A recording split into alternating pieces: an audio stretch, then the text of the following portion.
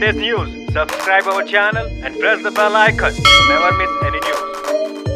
നമസ്കാരം, ഇത് one India Malayalam. മുൻ മുഖ്യമന്ത്രി ഉമ്മൻചാണ്ടിയുടെ നേതൃത്വത്തിൽ നടത്തിയ ജനകീയ യാത്രയ്ക്കെതിരെ നടപടിയുമായി കൊച്ചി മെട്രോ അധികൃതർ.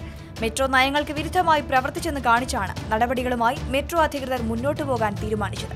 ഇക്കാര്യം സംബന്ധിച്ച് ജനകീയ യാത്രയുടെ സംഘാടകരോട് വിശദീകരണം ചോദിക്കുമെന്നും നിയമലംഘനത്തിന് നടപടിയുണ്ടാകുമെന്നും കൊച്ചി മെട്രോ അധികൃതർ അറിയിച്ചു. മെട്രോ ഉദ്ഘാടന ചടങ്ങിൽ അവഗണിച്ചതിനെതിരെ ആലുവയിൽ നിന്ന് പാലാരിവട്ടം വരെ UDFന്റെ നേതൃത്വത്തിൽ നടന്ന ജനകീയ യാത്രയിലാണ് നിയമലംഘനം നടന്നതായി മെട്രോ അധികൃതർ പറയുന്നത്.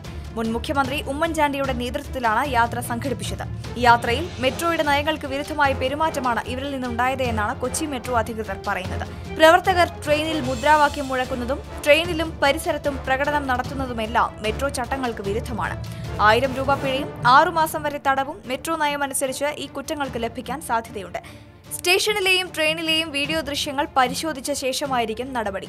മെട്രോ നയമനുസരിച്ച് മറ്റ് യാത്രക്കാർക്ക് എന്തെങ്കിലും തരത്തിലുള്ള ബുദ്ധിമുട്ടുണ്ടാക്കുന്നതും ശിക്ഷാർഹമാണ്. ജനകീയ യാത്രയിൽ പങ്കെടുത്തവർ മൂലം മറ്റ് യാത്രക്കാർക്ക് ബുദ്ധിമുട്ടുണ്ടായതായി പരാതി ലഭിച്ചിട്ടുണ്ട്. കുറ്റക്കാരിൽ നിന്നും 500 രൂപ പിഴ ഈടാക്കാവുന്ന കുറ്റമാണിത്. മെട്രോ പാലാരിവട്ടത്തെത്തിയപ്പോൾ പ്രവർത്തകർ പുറത്തിറങ്ങാൻ തിരക്ക് കൂട്ടിയിരുന്നു. ഇതുമൂലം പാലാരിവട്ടം സ്റ്റേഷനിലെ ഓട്ടോമാറ്റിക് ഫെയർ കളക്ഷൻ ഗേറ്റുകൾ പൂർണ്ണമായി തുറന്നിടേണ്ടി വന്നു. സാധാരണഗതിയിലുള്ള പ്രവർത്തനത്തെ തടസ്സപ്പെടുത്തുന്ന നടപടിയായി ഇക്കാര്യവും മെട്രോ അധികൃതർ ചൂണ്ടിക്കാട്ടുന്നു. നിയമമനുസരിച്ച് ശിക്ഷ ലഭിക്കാവുന്ന കുറ്റം തന്നെയാണ് ഇത്.